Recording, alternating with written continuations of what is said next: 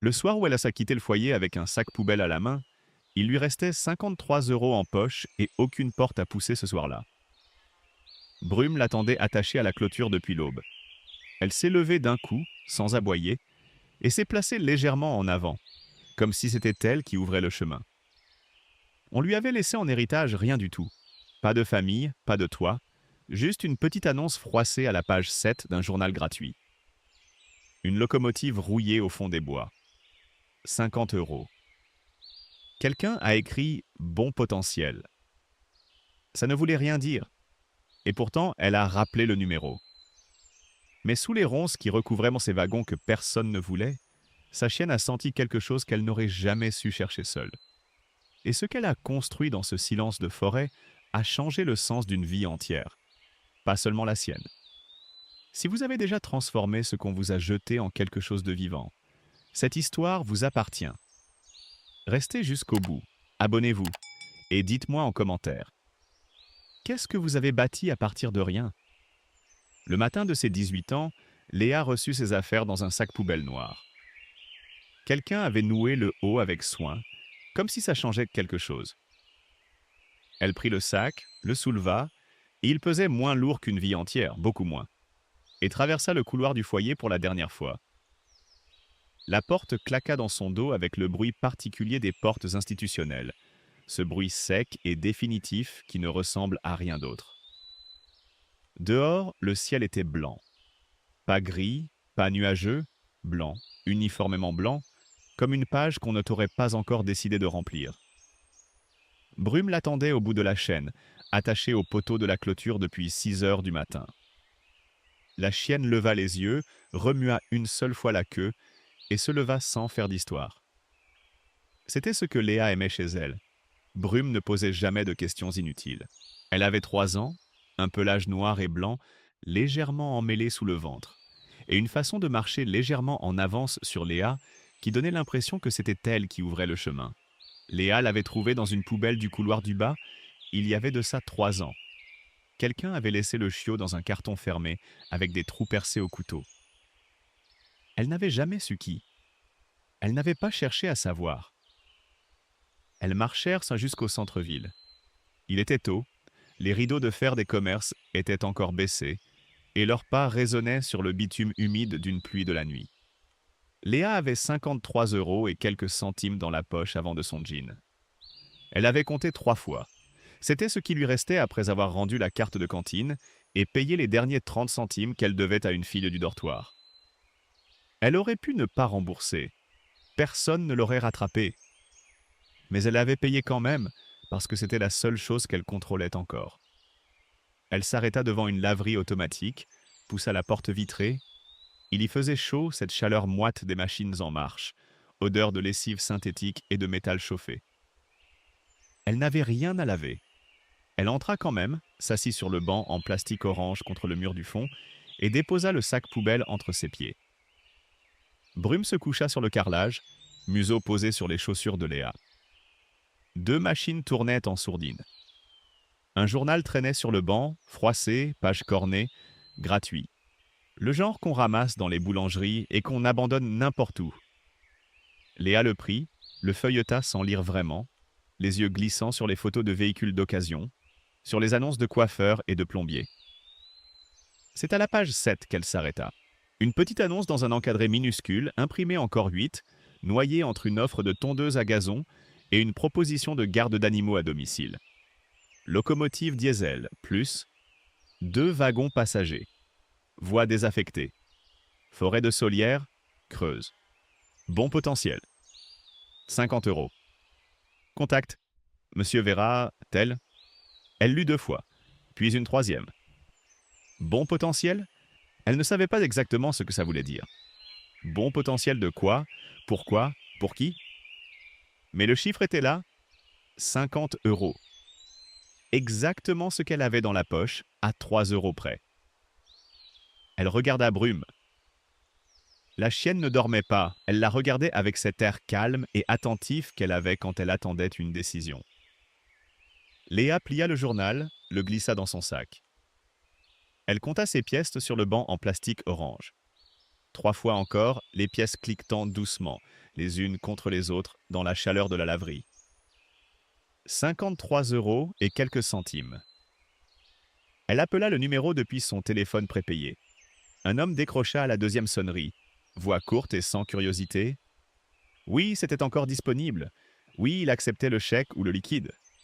Non, il ne ferait pas de visite. Il avait autre chose à faire. Le titre de propriété était chez le notaire de Guéret, et elle n'avait qu'à signer la cession simple par courrier. Il lui donna l'adresse du chemin. Il raccrocha avant qu'elle ait dit merci. Elle prit le bus de 14 heures. Brume monta sans être invitée, s'installa dans l'espace entre les sièges et ne bougea pas de tout le trajet. Léa regarda défiler les ronds-points, les zones pavillonnaires, puis les bois, puis les routes plus étroites, les talus couverts de fougères rousses. L'automne avait commencé là, vraiment commencé, pas comme en ville où on le devine à peine entre les façades. Ici, les arbres brûlaient lentement, et cette lumière de fin d'après-midi qui rasait les cimes avait quelque chose de presque douloureux à regarder. Solière était à 20 minutes à pied de l'arrêt de bus. Le chauffeur lui avait indiqué la direction d'un geste vague. Le village surgit au bout d'un virage. Une église, un café aux volettes tirées, une mairie avec le drapeau tricolore décoloré, une dizaine de maisons disposées autour d'une place en gravier. Personne dehors. Une voiture garée de travers devant le café. Une lumière allumée derrière une fenêtre. Léa traversa sans s'arrêter. Le chemin de terre commençait après la dernière maison du village, entre deux haies de noisetiers. Elle marcha 10 minutes, le sac poubelle sur l'épaule, Brume légèrement en avance, le nez au sol. Le crépuscule tombait vite ici, comme s'il se pressait. La lumière devenait orange, puis cuivrée, puis quelque chose qui n'avait pas vraiment de nom. Et c'est dans cette lumière-là, au bout du chemin de terre, derrière un rideau de ronces et de clématites mortes, qu'elle le vit pour la première fois. Le gris. Elle ne l'avait pas encore appelé ainsi, ça viendrait plus tard. Mais c'était déjà là, cette sensation. Une masse sombre posée sur les rails envahis d'herbe, une motrice trapue et deux wagons qui semblaient avoir décidé, à un moment imprécis du passé, de ne plus aller nulle part. La rouille avait travaillé le métal en nuances, ocre, brun, presque violet sur les bords les plus exposés. Et les ronces avaient fait le reste, enroulant leurs tiges autour des bogies, montant le long des parois comme si la forêt cherchait à reprendre ce que l'homme avait abandonné. Un carreau était cassé dans le deuxième wagon. Dans la motrice, une vitre tenait encore, opacifiée par la crasse et la moisissure. Léa ne bougea pas tout de suite. Brume s'était arrêtée devant elle et regardait aussi, les oreilles droites, sans un bruit. Le silence de la forêt n'était pas un silence vide. Il y avait le vent dans les feuilles hautes, le craquement lointain d'une branche et quelque chose d'autre. Un léger sifflement métallique que le vent arrachait à la carcasse en passant entre les plaques mal jointes. Le gris respirait à sa façon, mal, lentement, mais il respirait. Elle posa le sac poubelle sur le ballast. Sortit les 50 € de sa poche, un billet de 20, un de 10, deux de 10 encore, et quelques pièces. Elle les regarda une dernière fois. Puis elle les rangea parce que le notaire était à Guéret et qu'il faudrait y aller demain. Ce soir, il y avait juste ça. Elle, Brume, et cette masse de métal rouillé qui disparaissait dans l'ombre pendant que le ciel pâlissait au-dessus des arbres. Elle ne sut pas exactement à quel moment elle décida. Peut-être qu'elle avait décidé dans la laverie. Peut-être avant, dans le couloir du foyer, au moment où la porte claquait. Elle s'avança sur le ballast, écarta les premières ronces à main nue, les épines mortes griffèrent les paumes sans vraiment mordre, et posa la main sur la paroi du premier wagon. Le métal était froid. Il gardait encore quelque chose de la journée dans ses profondeurs, une chaleur infime, presque rien. Mais elle était là. Brume la rejoignit, flaira le bas de la porte, puis s'assit et attendit. Comme si elle savait que c'était à Léa d'ouvrir. La poignée résista. Léa tira 2 fois, 3 fois. La rouille cédait par à-coups, avec des grincements qui se propagèrent dans tout le métal de la structure et revinrent en vibration sous sa paume. La porte s'ouvrit d'un coup, un relâchement brusque, et une odeur sortit. Humidité, mousse, quelque chose d'ancien qui ressemblait au fond d'une cave mal fermée. Léa laissa l'air circuler un moment avant d'entrer. L'intérieur du wagon était saccagé dans le sens propre du terme. Quelqu'un avait travaillé à le rendre inhabitable. Méthodiquement ou par ennui, il était difficile de dire. Les banquettes arrachées, les montants de métal tordus, les panneaux de bois décollés et cassés en deux.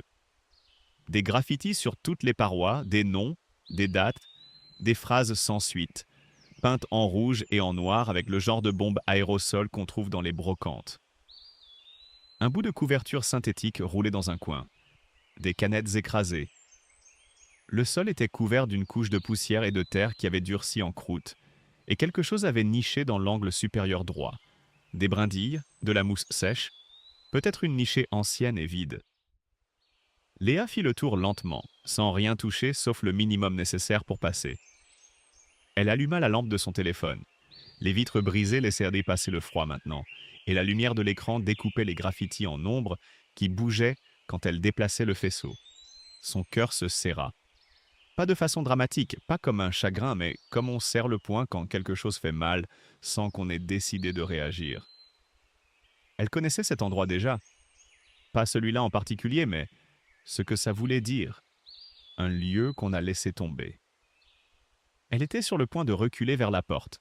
Pas de partir, juste de souffler dehors, de regarder les arbres une seconde. Quand Brume se figea. La chienne était dans l'angle opposé à celui où Léa se tenait. Nez au sol, pattes légèrement écartées dans la posture qu'elle prenait quand quelque chose méritait une attention totale. Elle ne grognait pas. Elle reniflait en cercle de plus en plus petit, et ses pattes avant commencèrent à gratter le plancher. Pas de façon frénétique, mais avec méthode. Les griffes raclant la croûte de poussière par couches successives, découvrant le bois en dessous, plus clair, presque propre. Léa s'approcha. Brume s'écarta d'un pas sans lever les yeux. Sur le plancher, sous la poussière que la chienne avait déplacée, apparaissait le contour d'un panneau encastré, un rectangle d'environ 80 cm sur 60, avec deux petites charnières en métal à peine visibles du côté gauche et un anneau de tirage rouillé du côté droit. Une trappe.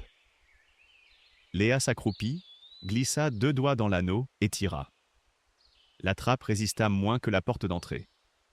Elle s'ouvrit en pivotant vers elle, révélant un espace technique sous le plancher.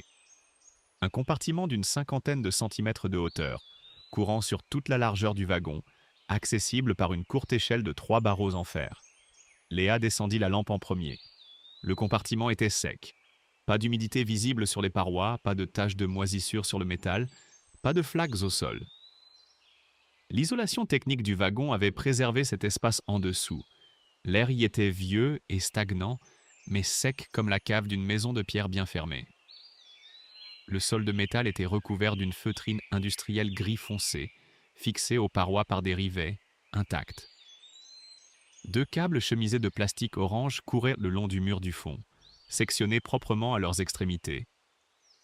Les fils d'alimentation du wagon, coupés depuis longtemps. Dans l'angle, une petite caisse en bois avait été laissée là, fermée.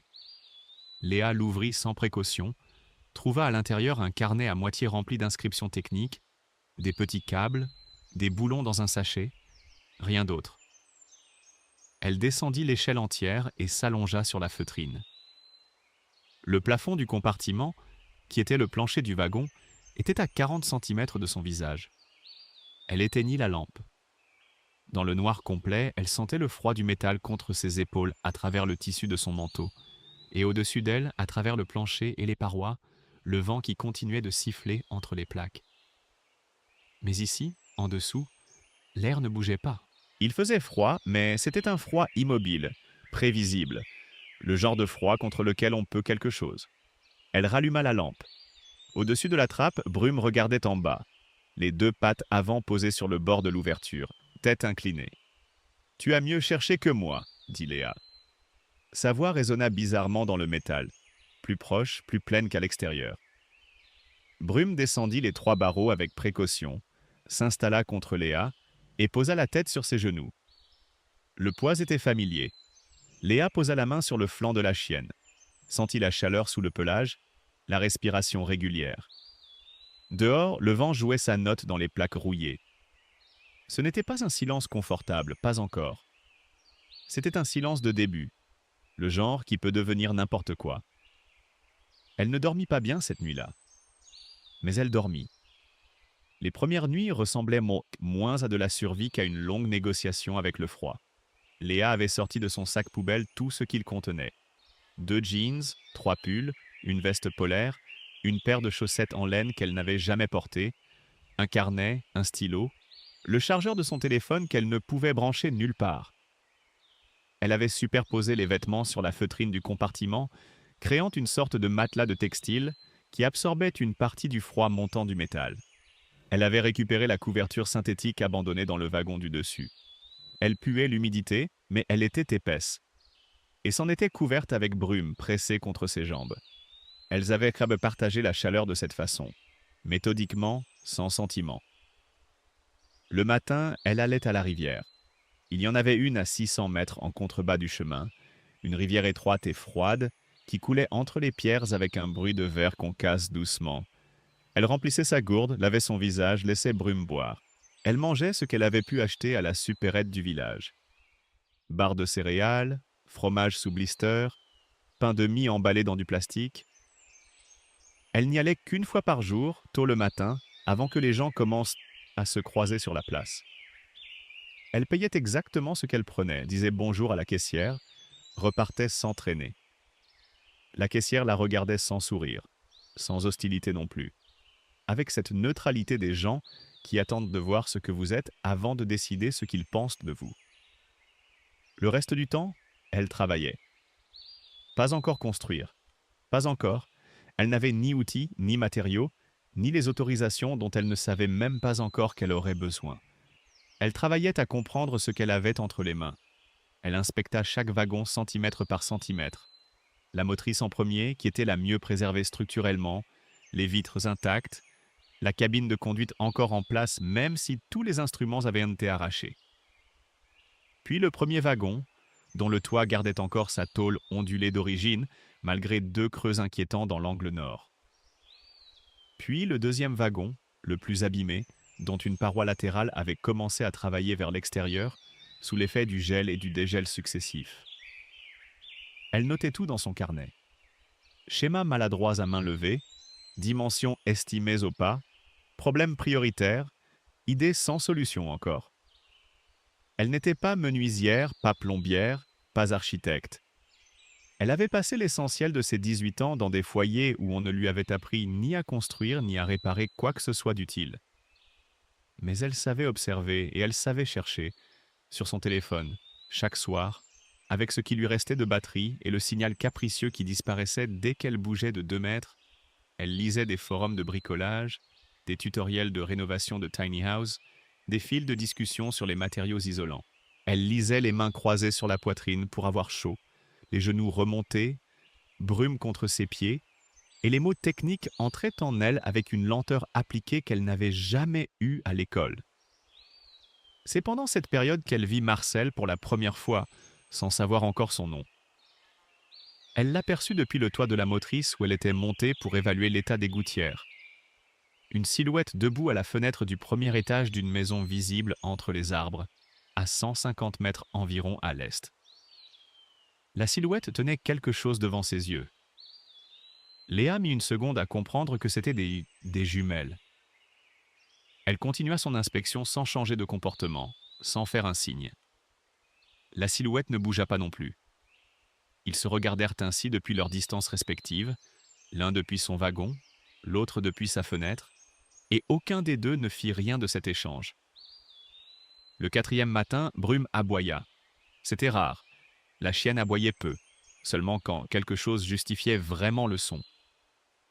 Léa sortit du wagon pour trouver Marcel Fontaine debout sur le chemin de terre, à 5 mètres d'elle, les 2 mains dans les poches de son gilet de velours côtelé marron. Un gilet usé au coude, trop léger pour la saison, mais il ne semblait pas le remarquer.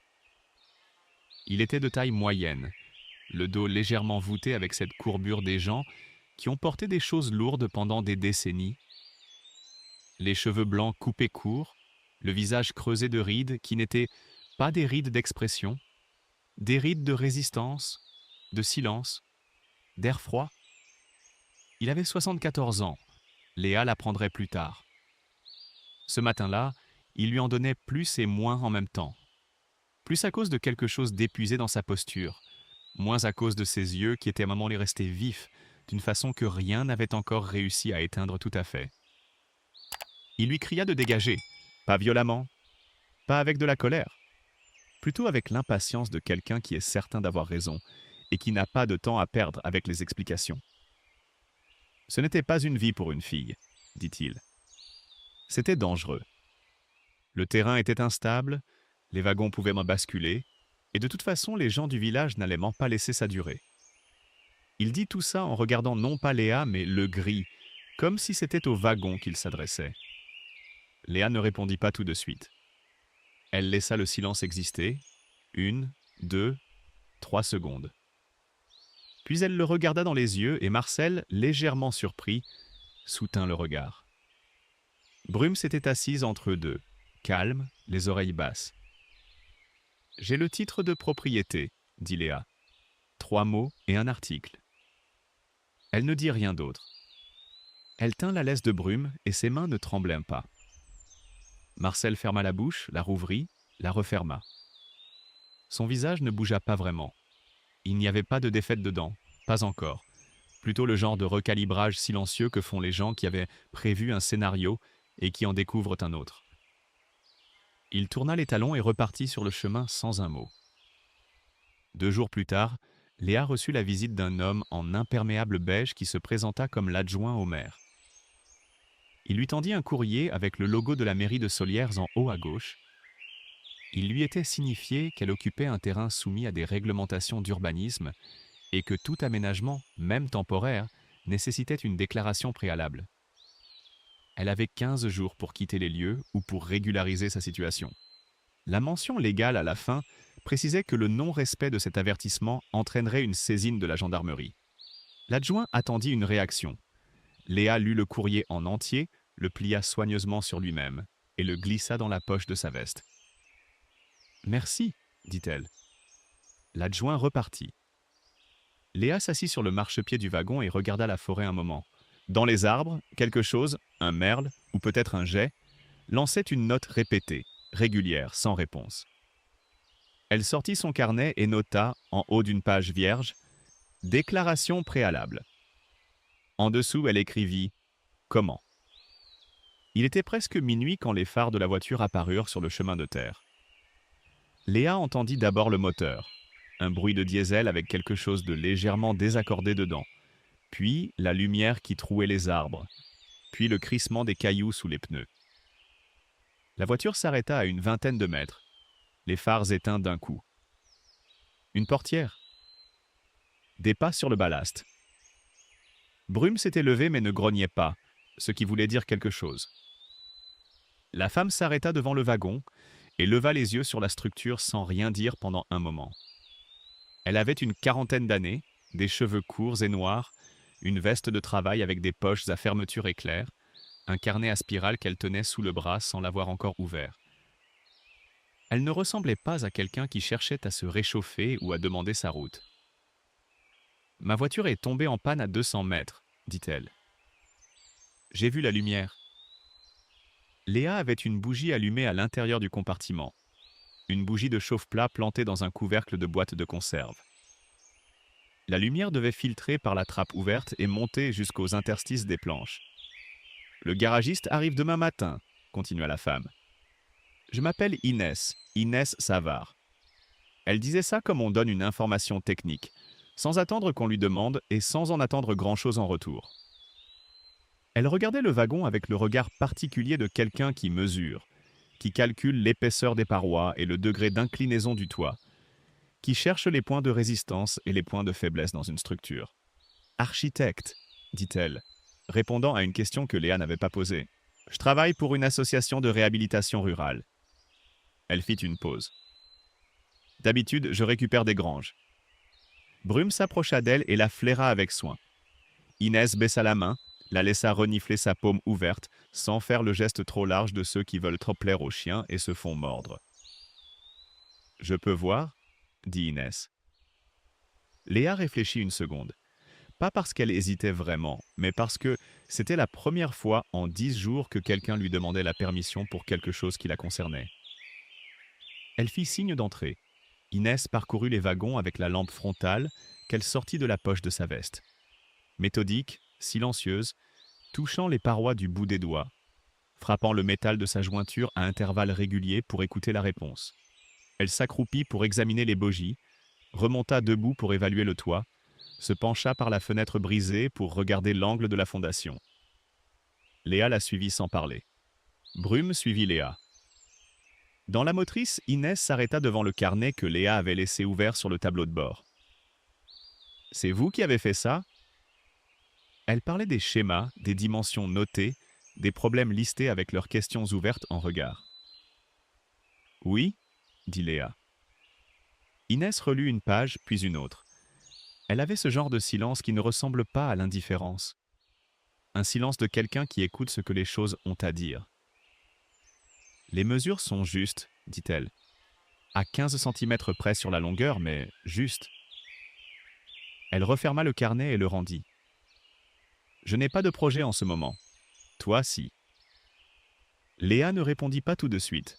Elle n'avait pas l'habitude qu'on lui offre quelque chose sans condition visible, et cette phrase-là sonnait comme une offre, mais elle n'en connaissait pas encore les bords. « Gratuitement ?» dit-elle. « Je travaille pour une association, c'est ce qu'on fait. » Ce soir-là, elles s'assirent dans la motrice avec la bougie entre elles et le carnet de Léa ouvert. Inès avait récupéré dans sa voiture une torche plus puissante, 2 stylos et un bloc de papier millimétré. Elles travaillèrent 2 heures, vraiment travaillèrent, sans les formules de politesse habituelles, sans les circonvolutions que les gens utilisent pour ne pas s'engager. Inès posait des questions techniques et Léa répondait avec une précision qui étonna d'abord Inès, puis qui sembla lui convenir. La fondation, les traverses, l'état du ballast, la toiture. Refaire l'étanchéité en priorité avant les premières vraies gelées. L'isolation, du chanvre compressé entre les plaques de métal et du bois contreplaqué. Les fenêtres, du plexiglas en attendant, ensuite du double vitrage récupéré en déchetterie. Brume dormait entre elles deux, la tête sur le carnet de Léa, et personne ne la dérangea. À 2 heures du matin, Inès rangea ses affaires et dit qu'elle allait dormir dans sa voiture. Avant de partir, elle se retourna sur le marchepied. « Dans 15 jours, j'ai du matériel libre. Des plaques isolantes, des vis, une perceuse thermique. » Elle n'attendit pas de réponse. Elle descendit dans le noir et ses pas s'éloignèrent sur le ballast jusqu'à disparaître parmi les bruits de la forêt. Le bruit de la perceuse commença un jeudi matin à 7 heures, et il n'avait pas encore fait pleinement jour. C'était le son que faisait la perceuse thermique d'Inès dans le métal des parois. Un son aigu, strié, qui vrillait l'air froid et rebondissait contre les arbres avant de se dissoudre dans le silence de la forêt. À 100 mètres de là, dans les maisons du village visibles entre les branchages dénudés, des lumières s'allumèrent aux fenêtres. Les travaux avaient commencé pour de vrai. Inès arrivait chaque matin dans sa voiture réparée, avec de l'outillage et du matériau récupéré par petites quantités. Une rouleau d'isolant, des plaques de contreplaqué, des chevilles, du mastic de vitrier. Léa travaillait avec elle, pas à côté d'elle, avec elle, apprenant les gestes dans l'ordre où ils se présentaient, sans fausse modestie et sans surjeu. Elle n'avait jamais tenu une visseuse avant novembre de cette année-là. Par le premier vendredi de décembre, elle savait comment repérer un point porteur dans une paroi de métal et comment fixer une plaque d'isolant sans laisser de pont thermique. L'odeur avait changé dans les wagons. La moisissure cédait la place à quelque chose de plus propre. La résine des planches fraîches, le plastique chaud de l'isolant travaillé, et par-dessus tout ça, une odeur minérale et sèche qui venait du béton de rebouchage qu'elles utilisaient là pour les interstices entre les plaques métalliques. Brume avait ses habitudes sur le chantier. Elle restait à l'intérieur pendant les travaux bruyants, ressortait dès que la perceuse s'arrêtait, faisait le tour du périmètre en reniflant les nouveaux matériaux. C'est dans ce contexte que les 2 voisins déposèrent leur pétition. Léa ne la prit pas directement. C'est la caissière de la supérette qui lui dit, avec une neutralité qui ne cachait pas tout à fait la gêne. Des habitants avaient signé un document adressé à la mairie. Ils invoquaient les nuisances sonores, la dépréciation des terrains alentours et l'absence de garantie légale sur la nature de l'occupation. Le texte mentionnait, avait-on rapporté à Léa, les mots « une vagabonde et son chien ». Elle rentra sans acheter ce qu'elle était venue chercher. Le soir, le maire Aubry fit son apparition sur le chemin. Lui en personne, pas son adjoint. Un homme d'une cinquantaine d'années, costume sans cravate, chaussures trop propres pour le terrain. L'air de quelqu'un qui préférerait être ailleurs mais qui joue son rôle avec application. Il informa Léa que le permis de travaux qu'elle avait déposé 10 jours plus tôt par l'intermédiaire d'Inès était bloqué administrativement. Une question de zonage, de classification de la parcelle, de consultation d'instances qui prenaient moins du temps. Il n'employa pas le mot indéfiniment, mais il le laissa entendre dans l'espace entre ses phrases. Léa attendit qu'il ait fini. « Combien de temps ?» dit-elle. Aubry eut un geste vague. « Ces choses-là suivent dans leur cours. » Il repartit. Ses chaussures propres laissèrent des traces non sur le ballast mouillé. Léa rentra dans le wagon, s'assit dans le noir sans allumer la bougie. Elle ne pleurait pas. Elle n'avait pas pleuré depuis ses 14 ans. Et ce n'était pas de la dureté, c'était juste que ses larmes avaient appris à se transformer en quelque chose d'autre. En une respiration longue et basse qu'elle faisait par le nez en regardant fixement un point dans l'obscurité. Elle respira ainsi pendant 10 minutes. Brume posa sa patte sur sa main. La chienne ne faisait pas ça d'habitude. Elle restait généralement à distance respectueuse, attentive sans coller. Ce soir-là, elle posa la patte avec une douceur délibérée, la laissa là et attendit. Inès arriva 20 minutes plus tard avec 2 sandwichs enveloppés dans du papier Kraft. Elle entra sans frapper. Elle avait arrêté de frapper après la 2e semaine et posa un sandwich sur le genou de Léa. « On continue », dit-elle. Elle déballa le sien et mangea debout. « Le droit prend du temps. Les murs, non ?» Léa prit le sandwich. Elle le mangea en silence, et le goût du jambon et du beurre dans le froid du wagon fut plus réel que n'importe quoi d'autre ce soir-là. La nuit de novembre où Brume se leva, il pleuvait depuis 4 heures. Pas une pluie ordinaire, une de ces pluies de Creuse qui viennent de loin et qui ne sont pas pressées de finir, une pluie horizontale par moments sous l'effet du vent, qui frappait le métal des wagons en nappes régulières et transformait le chemin de terre en ruisseau. Le son à l'intérieur du compartiment était total. La pluie sur le toit qui vibrait par plaques, l'eau qui trouvait les interstices mal rebouchés et tombait en filets fins sur le plancher du dessus. Léa dormait, vraiment dormait, d'un sommeil lourd de fatigue accumulée, quand elle sentit Brume se lever. Le poids de la chienne disparut de ses jambes et elle l'entendit presque aussitôt. Un grognement bas, continu, différent des grognements ordinaires. Elle ouvrit les yeux dans le noir. Brume était à l'échelle, elle regardait vers le haut, vers la trappe. Elle émettait ce son sourd et régulier qui n'était pas de la peur. C'était quelque chose d'autre, une insistance, comme si elle appelait vers quelque chose qu'elle seule était capable d'entendre encore. Brume. La chienne ne se retourna pas. Elle commença à gémir, légèrement d'abord, puis avec plus de force, et ses griffes raclèrent le premier barreau de l'échelle. Léa se leva. Elle n'hésita pas.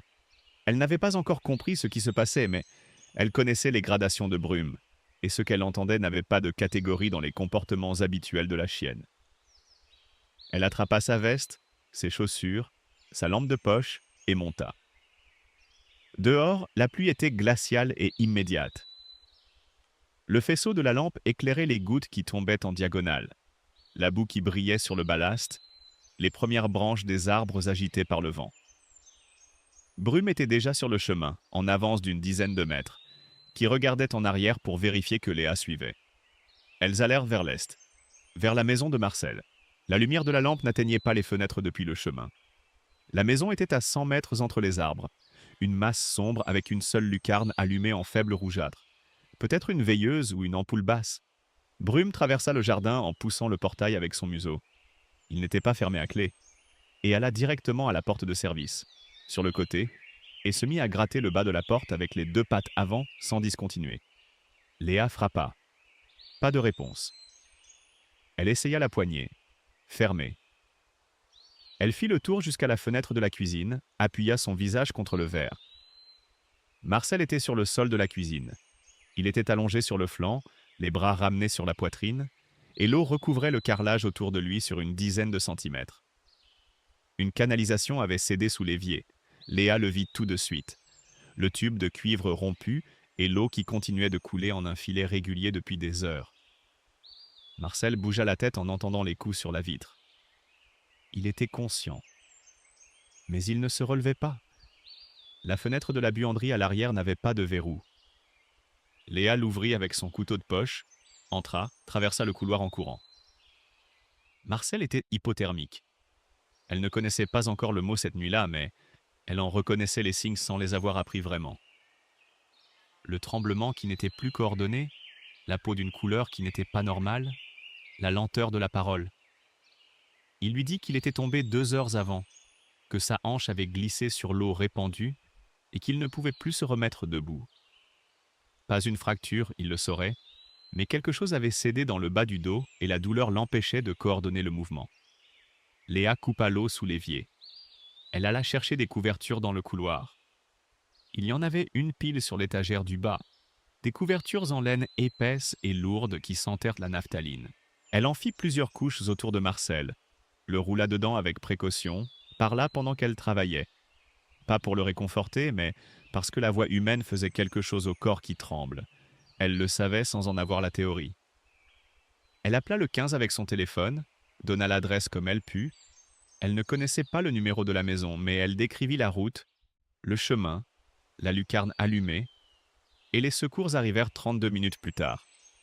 Elle resta à ses côtés sur le carrelage séché de son mieux, avec les torchons de cuisine qu'elle avait trouvés.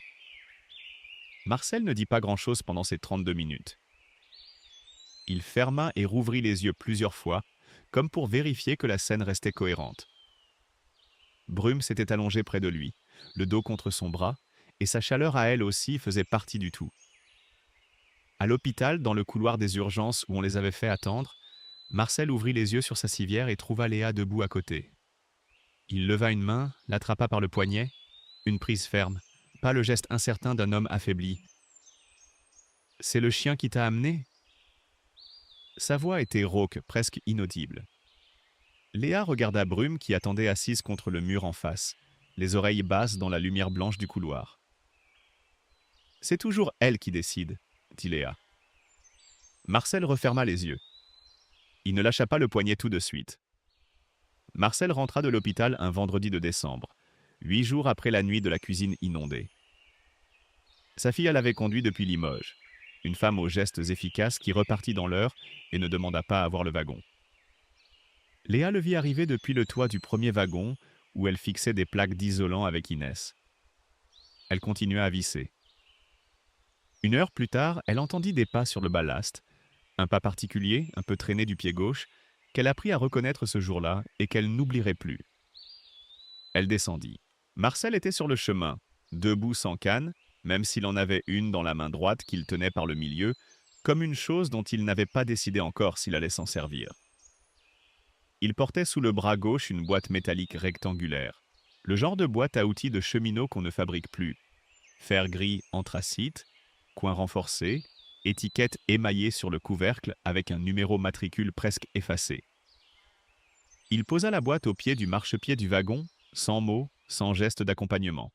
Il regarda la boîte posée là, puis il regarda le gris, et quelque chose sur son visage fit une chose difficile à nommer. Pas de l'émotion au sens de larmes ou de tremblement, plutôt un relâchement, une couche d'armure qui cédait d'1 millimètre et qu'il ne chercha pas à récupérer tout de suite.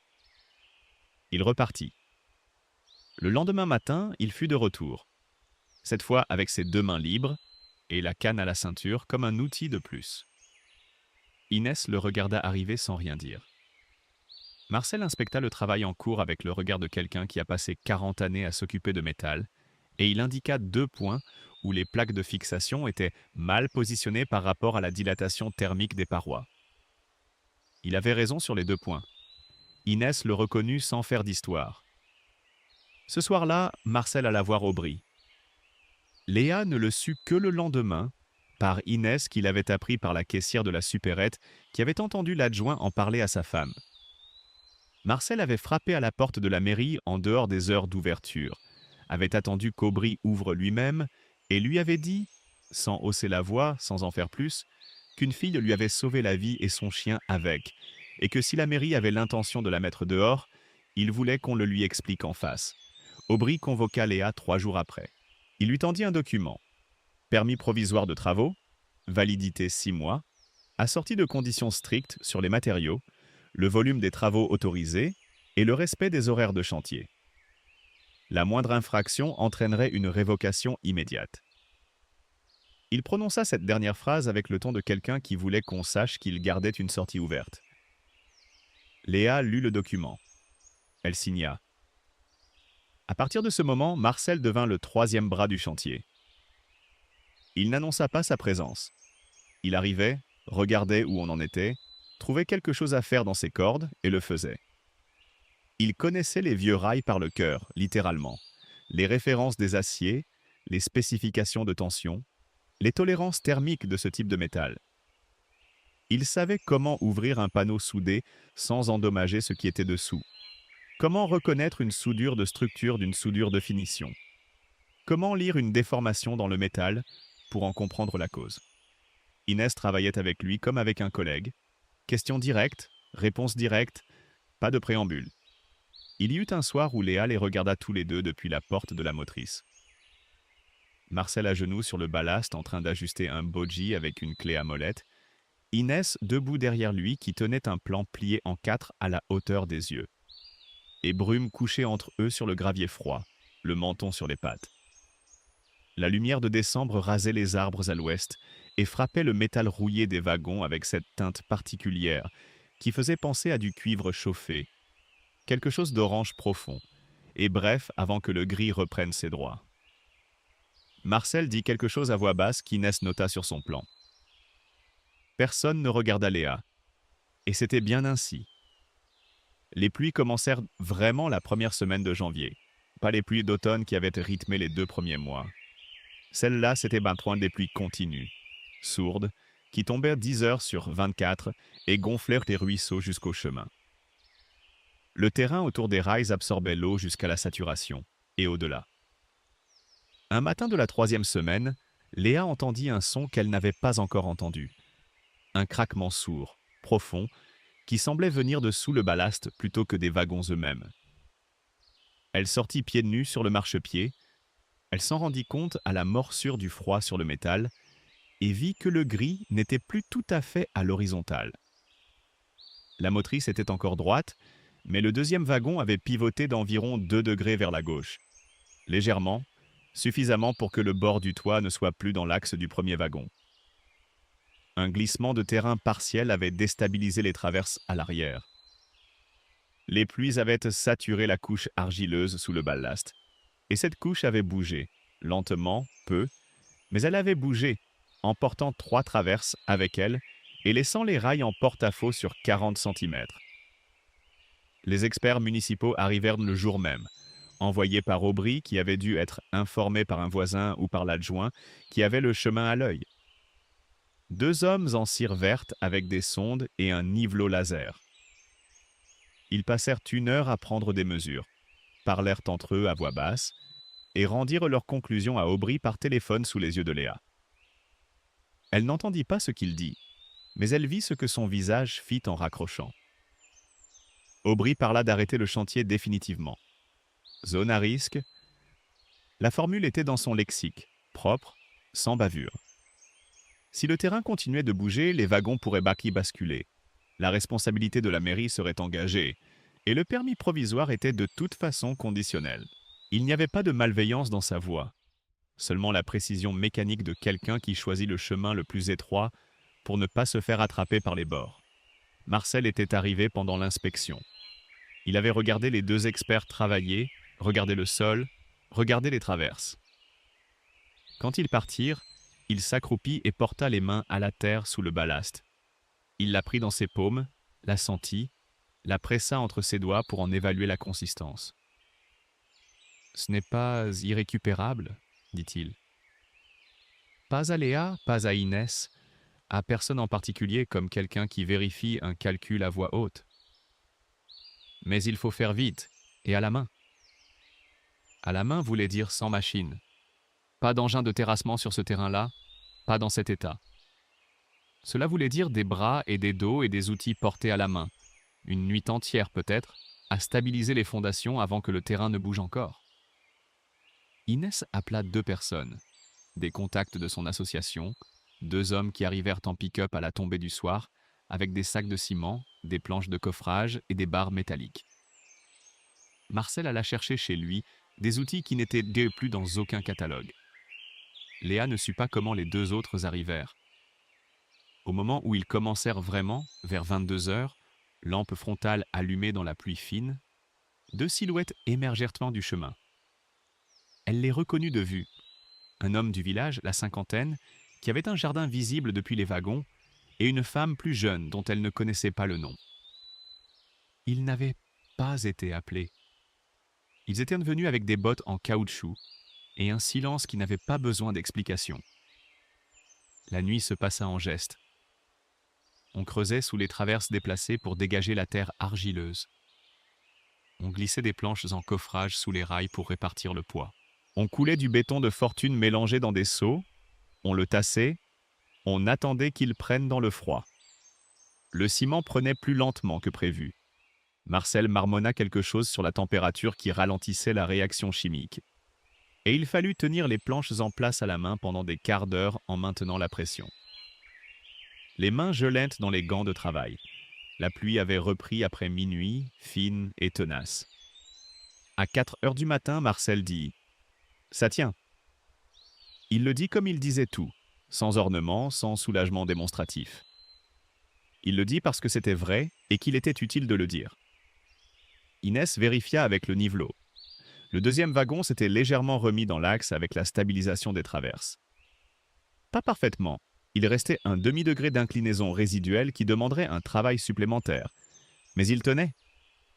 L'aube était encore loin. Les lampes frontales éclairaient les visages fatigués et les mains couvertes de béton séché. Les 2 voisins qui étaient là venus sans qu'on les appelle ramassèrent leurs affaires et repartirent dans le noir sans un mot de plus que ce qu'ils avaient dit pendant toute la nuit, qui était peu. Léa posa sa paume sur la coque du 2e wagon. Le métal était froid, froid d'une façon totale, profonde. Le froid de janvier dans le métal qui a tenu toute la nuit sous la pluie. Mais il était solide. Elle laissa sa main là. La fenêtre qu'Inès et elle avaient posée la veille, du double vitrage récupéré, encadré de bois brut non encore peint, gisait en éclats sur le marchepied du 1er wagon. Les morceaux de verre étaient répandus sur le métal et dans la neige de la nuit, qui était arrivée sans qu'on la remarque. Du verre dans la neige, ça ressemble à quelque chose qu'on aurait voulu faire briller et qu'on aurait manqué. Sous les éclats, une feuille de papier pliée en 4. Léa la prit, la déplia. Le message était écrit au marqueur noir, en capitale régulière, avec l'application de quelqu'un qui voulait être lisible. Les trains sont faits pour partir. Elle s'assit sur le marchepied, les éclats de verre autour d'elle. Elle ne bougea pas pour en écarter un, ne se leva pas pour rentrer à l'intérieur. Il faisait froid, le froid de janvier au matin, avant que le soleil ait eu le temps de faire quoi que ce soit. Et elle était assise dans ce froid avec ce message dans les mains et les débris de la fenêtre à ses pieds. Brume vint se presser contre sa jambe gauche, tout son flanc contre elle, et attendit. Léa plia le papier en 2, le plia encore et le glissa dans la poche de sa veste. Marcel arriva 20 minutes plus tard. Il venait tous les matins depuis l'hôpital à la même heure, avec la même ponctualité silencieuse. Il vit la scène depuis le chemin. Son visage fit quelque chose que Léa n'avait pas encore vu dessus. La mâchoire qui se serre, les yeux qui durcissent, une colère qui n'est pas de la violence mais qui n'est pas loin de l'être. Il blêmit légèrement sous son teint de plein air. Il regarda les éclats de verre. Il regarda Léa. Il regarda Brume. Il posa sa boîte à outils par terre, se redressa et fit demi-tour sur le chemin. Léa le regarda partir entre les arbres. Elle ne savait pas où il allait. Elle ramassa un premier éclat de verre à la main, puis un deuxième. Elle n'avait pas encore de balai à porter. Le balai était à l'intérieur. Le soir où elle a quitté le foyer avec un sac poubelle à la main, il lui restait 53 € en poche et aucune porte à pousser ce soir-là. Brume l'attendait attachée à la clôture depuis l'aube. Elle s'est levée d'un coup, sans aboyer, et s'est placée légèrement en avant, comme si c'était elle qui ouvrait le chemin. On lui avait laissé en héritage rien du tout. Pas de famille, pas de toit, juste une petite annonce froissée à la page 7 d'un journal gratuit. Une locomotive rouillée au fond des bois. 50 euros. Quelqu'un a écrit bon potentiel. Ça ne voulait rien dire, et pourtant elle a rappelé le numéro. Mais sous les ronces qui recouvraient l'un ces wagons que personne ne voulait, sa chienne a senti quelque chose qu'elle n'aurait jamais su chercher seule. Et ce qu'elle a construit dans ce silence de forêt a changé le sens d'une vie entière. Pas seulement la sienne. Si vous avez déjà transformé ce qu'on vous a jeté en quelque chose de vivant, cette histoire vous appartient. Restez jusqu'au bout, abonnez-vous et dites-moi en commentaire. Qu'est-ce que vous avez bâti à partir de rien? Les gens vinrent par petits groupes, échelonnés sur 2 heures. Marcel avait frappé à des portes. Elle l'a pris plus tard, de manière fragmentée par des bouts de phrases de différentes personnes. Il avait frappé à 7 ou 8 portes dans le village. Il n'avait pas expliqué longuement. Il avait dit ce qui s'était passé et il avait dit qu'il y allait.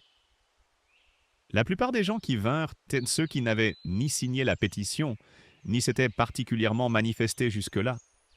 Ni pour, ni contre, des gens du milieu, des gens qui avaient regardé sans décider. Ils arrivèrent avec ce qu'ils avaient sous la main. Une femme avec un balai à franges, un homme avec une planche de contreplaqué sous le bras, une autre femme avec un pot de peinture blanche dont Léa ne sut jamais exactement l'usage prévu. Un homme apporta du verre de rechange. Pas la bonne taille, mais il avait ça. Inès arriva dans sa voiture avec du mastic et un couteau à vitrerie. Personne ne parla des vandales. Personne ne prit de ton solennel ou ne fit de discours. On balaya, on mesura le cadre de la fenêtre pour voir ce qu'on pouvait faire avec ce qu'il y avait. On posa le contreplaqué en attendant. On ouvrit le pot de peinture, blanc cassé, et quelqu'un commença à repasser la paroi du wagon qui avait été taguée dans la nuit avec une croix rouge. Marcel travaillait au centre de tout ça, sans diriger, sans commenter. Il vissait la planche de coffrage provisoire avec les gestes de quelqu'un qui a décidé que c'était son affaire autant que n'importe qui d'autre. Léa balayait les derniers éclats de verre dans la neige fondue. Le soleil était monté sur les arbres, maintenant, et il donnait sur le métal rouillé des wagons cette lumière de janvier, qui est blanche et nette et sans pitié. La lumière qui montre tout tel que c'est. Elle s'arrêta un moment, le balai dans les mains, et regarda autour d'elle. Le silence qu'il y avait là, ce silence de gens qui travaillent sans se parler parce que le travail dit ce qu'ils ont à dire, valait tout ce qu'on aurait pu vouloir entendre. Le jour de l'inauguration arriva sans qu'on l'ait vraiment planifié comme tel. Inès avait dit, vers la fin mars, qu'il faudrait fixer une date pour marquer la fin des travaux principaux. Pas parce que c'était nécessaire administrativement, mais parce que les gens avaient besoin d'un point de bascule, d'un moment où la chose devenait réelle pour ceux qui ne l'avaient pas vu se faire. Elle avait dit ça avec son pragmatisme habituel, et Léa avait hoché la tête et la date s'était installée d'elle-même, le premier samedi d'avril, en début d'après-midi. Le printemps avait commencé à venir sur le terrain, lentement, parce que la Creuse est lente au printemps, mais il était là. Les ronces s'étaient de mise à reverdir à leurs extrémités. Les premières primes verts avaient poussé au pied des traverses, et l'air avait quelque chose de différent dans les matins, quelque chose de moins minéral. Comme si la terre se souvenait qu'elle savait faire autre chose que tenir le froid. Le gris n'était plus une carcasse. Les wagons avaient été leurs parois isolées, leurs fenêtres, leurs planchers refaits au bois de récupération. La motrice avait sa cabine nettoyée, les instruments arrachés remplacés par des étagères basses fixées aux parois, et sur la console, là où il y avait eu des manettes et des cadrans, Inès avait posé 2 plantes grasses dans des boîtes de conserve peintes. Le deuxième wagon était devenu un espace ouvert avec une table basse, faite de palettes et des coussins récupérés à une vente aux enchères de salle des fêtes. Le premier wagon, celui qui était le mieux isolé, le plus chaud, était l'espace de Léa. Un lit, des livres debout sur une étagère fixée au-dessus du hublot, une couverture en laine que Marcel avait apportée un matin sans explication, la laisse de Brume accrochée à un crochet près de la porte. Les gens du village arrivèrent par petits groupes, comme ils étaient venus le matin des éclats de verre.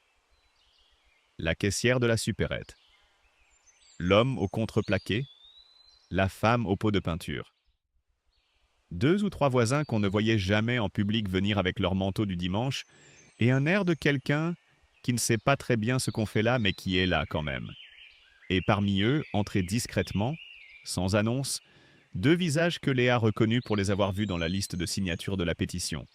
Un homme d'une soixantaine d'années et sa femme qui touchèrent sitôt les murs du premier wagon du bout des doigts, s'assirent sur les coussins du deuxième et ne dirent manat que rien. Mais ils étaient en là. Inès était appuyée contre la paroi de la motrice, bras croisés, un café dans la main que quelqu'un avait apporté dans un thermos.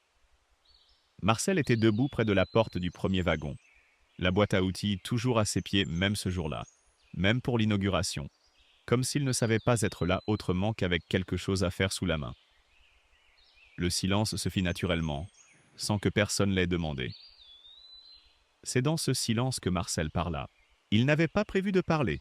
Ça se voyait dans la façon dont il commença. Pas de regard circulaire préliminaire, pas de raclement de gorge, juste la voix qui sortit comme si elle avait décidé de son propre chef. J'ai passé 40 ans sur ces rails. Sa voix était rauque, égale, sans fioriture. Il regardait le métal de la paroi devant lui, pas les gens. 40 ans à faire aller et venir des wagons, à les entretenir, à connaître les bruits qu'ils font quand quelque chose ne va pas et les bruits qu'ils font quand tout va bien. Une pause. Pas pour les faits, pour chercher ce qui venait après. Je n'aurais jamais cru qu'un wagon pouvait devenir quelque chose comme ça. Il ne précisa pas ce que c'était comme ça. Il n'en avait pas besoin. Autour de lui, les gens dans les wagons chauds, lumineux, habités, n'avaient pas besoin qu'on le leur nomme. Marcel se tut. Il ramassa sa boîte à outils et sortit sur le marchepied, parce que c'était tout ce qu'il avait à dire et qu'il n'allait pas ajouter quelque chose pour remplir ce qui n'avait pas besoin d'être rempli. Léa sortit derrière lui. Brume sortit derrière Léa.